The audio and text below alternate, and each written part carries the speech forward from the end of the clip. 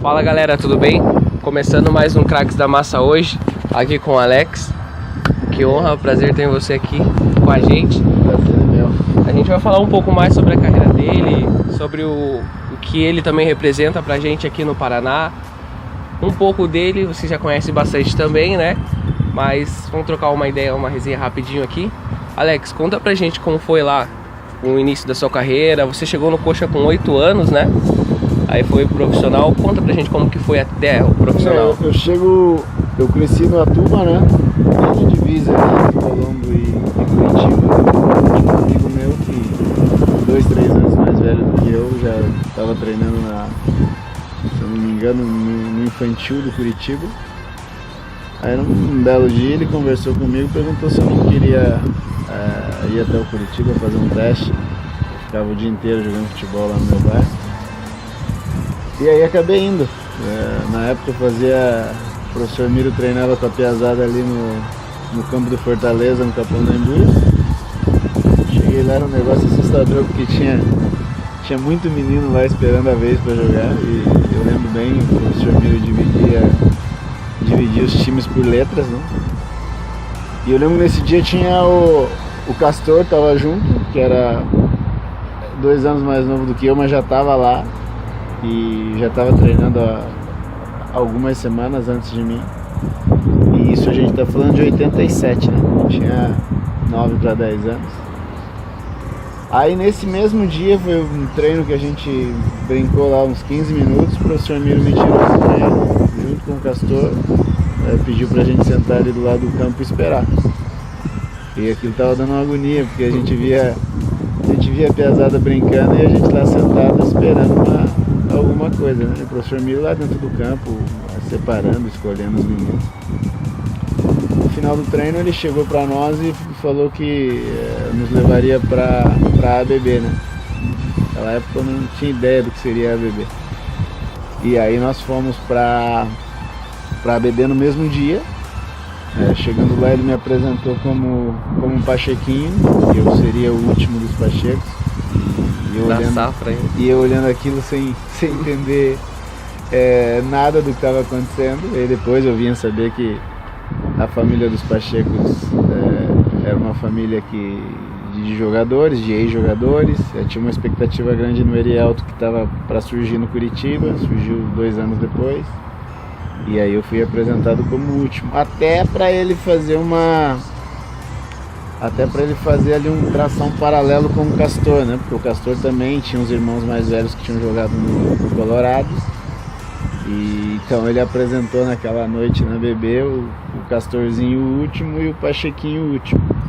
E aí eu fico jogando futebol de salão de 87 a 91. Final de 90 eu volto pro Curitiba. E aí faço todas as categorias menores, né? Mirim, infantil, juvenil. Junto com isso eu continuava jogando futebol de salão na BB. Aí em 94,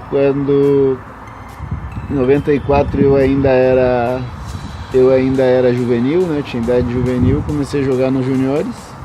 E no início só para completar o treino lá da rapaziada, aí virei titular do time. Em 95, quando sobem todos os jogadores daquele time, eu acabo subindo junto e aí me torno profissional do Curitiba. Aí começa o profissional, no Coxa você ficou até 97, né? Eu subo em 95, né? O Curitiba vive um momento delicado entre 89 e 95. O Paraná Clube era o time mais forte do estado, nasceu de uma maneira espetacular, tinha times maravilhosos. Eu lembro bem, eu era menino, eu fui muitas vezes na Vila Capanema para ver os caras que eu gostava, né?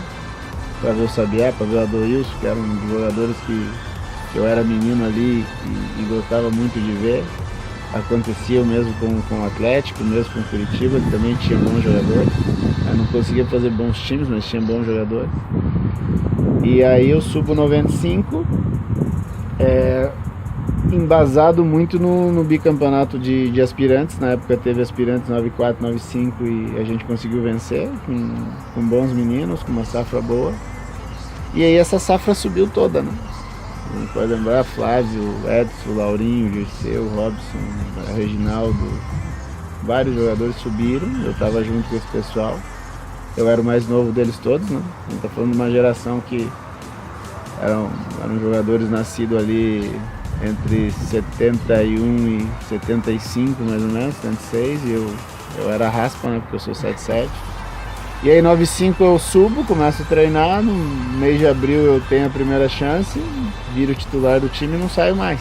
Eu jogo 95, 96, 97, metade de 97 ali no final do Paranaense. Na época eu jogava meio ano estadual e meio ano brasileiro.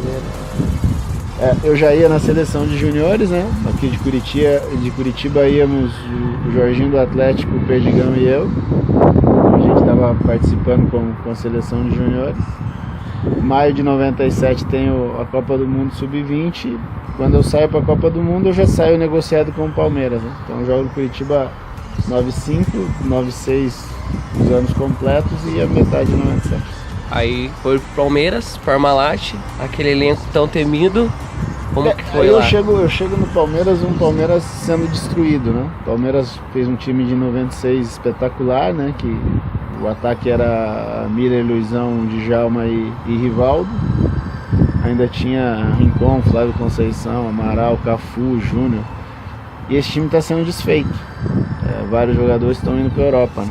Então eu chego na semana em que o Rivaldo tá indo embora, o Djalma tá indo embora, o Luizão tá indo embora, o Rincon tá indo embora. E é um Palmeiras novo. E eu era uma das apostas. E aí jogo 97, 98, 99 e 2000, até eu ser vendido pro futebol italiano ali em maio de 2000. Que é pro Parma, né? Isso, eu vou pro Parma, e aí já não sou mais um menino, né? Já os meus objetivos individuais quando eu saía do Curitiba já estavam acontecendo, que era poder me firmar no Palmeiras e poder chegar à seleção brasileira principal. Já estava entre eles, já tinha me tornado um deles, né? Eu já não me assustava mais com aquela situação, já estava acostumado.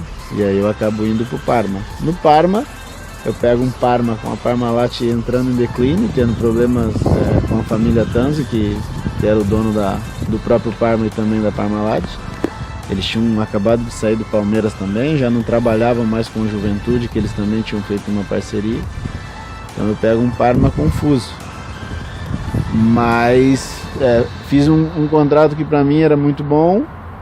O Parma, enquanto clube na Itália, estava ali brigando sempre nas primeiras posições. Era um time que tinha ganho o UEFA 2 vezes nos anos anteriores, então era um time interessante para eu ter uma entrada no futebol europeu. Tinha 23 anos e apostava nessa situação. Não aconteceu, acabo voltando emprestado em 2000 ainda para jogar o Brasileiro no Flamengo. Um Flamengo recheadíssimo de bons jogadores, mas um Flamengo descompromissado com tudo, desde o seu presidente até o mais simples funcionário. A gente passava o dia a dia, carimbava, só batia cartão, porque compromisso com o clube, com jogos, com treinamento, realmente a gente não tinha nenhum.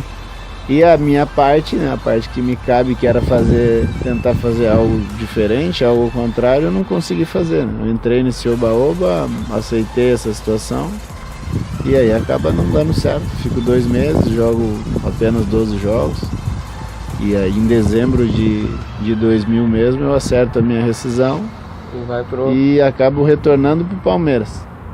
E aí jogo 2001 no Palmeiras, tudo que o Palmeiras tinha para jogar ali. Fazemos uma campanha interessante, caímos na semifinal da Copa Libertadores. Mas eu ainda tinha contrato com o Parma, e quando eu vou pro Parma, eu fico acordado entre as partes que o Parma me pagaria os 15% em 3 vezes. Então eles me pagam a primeira quando eu assino, em maio de 2000, e a segunda fica para ser pago em abril de 2001. Já estava no Palmeiras. Quando eu vou cobrar a Parmalat, para minha surpresa, eles falam que não me devem e que não vão me pagar. E aí eu fico numa sinuca de bico, né? O que eu faço agora?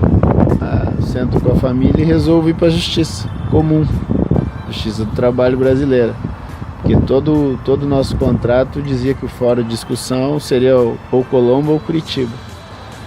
E aí vou para a Justiça, ganho uma liminar na Justiça do Trabalho, meu contrato com o Palmeiras se encerra eu não me apresento na Itália, porque eu já estava com o processo aberto para poder trabalhar no Brasil. Eu vou jogar a Copa América com a seleção e durante a Copa América, sob a liminar da Justiça do Trabalho, eu acerto com o Cruzeiro. E acerto por um ano, era agosto de 2001 até julho de 2002. Eu jogo um brasileiro razoável, de razoável para baixo, muito em conta dos problemas que eu tinha. Muitas vezes eu ia entrar em campo, eu ia aquecer, vinha uma notícia de que eu não podia jogar porque a Parmalat e o Parma tinham caçado a minha liminar. Ficou esse problema extra-campo aí que... Isso me atrapalhava demais, porque eu não podia treinar. Às vezes eu era sacado de jogo assim na porta do vestiário, que caçavam a liminar. Engraçado é que nunca ninguém caçava a liminar de manhã, né? A liminar era sempre caçada no fim do dia.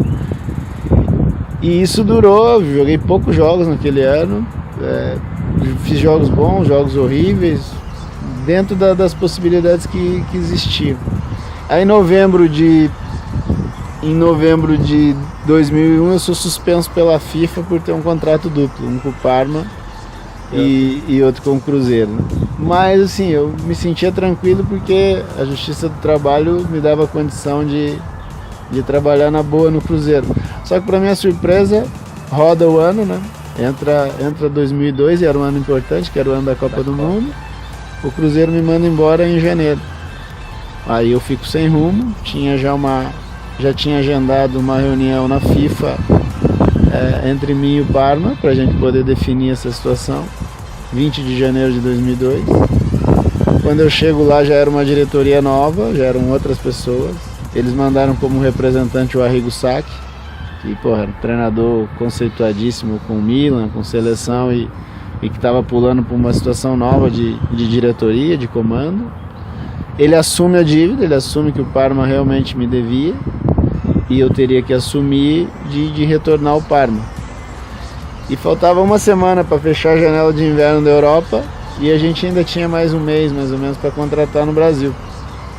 E aí eu ligo pro Filipão, converso com ele uns 10 minutos e pergunto para ele o que seria melhor para as observações dele, né? Eu jogar no futebol italiano, numa equipe que eu tivesse indo que arranjar, provavelmente seria o Udinese, ou voltar para o Brasil. Ele indicou que o melhor caminho seria voltar para o Brasil. Eu me aproveitei da história que eu tinha com o Palmeiras. O treinador é Luxemburgo, que gostava muito de mim, e eu acabo voltando ao Palmeiras em 2002 com um contrato curto, até a Copa do Mundo, com uma obrigação de pós-Copa do Mundo voltar para a Itália e me apresentar no Parma. Sobre 2002, a gente tem uma pergunta aqui para você também do Ayrton, vou mostrar para você aqui. Fala Alex, menino de ouro.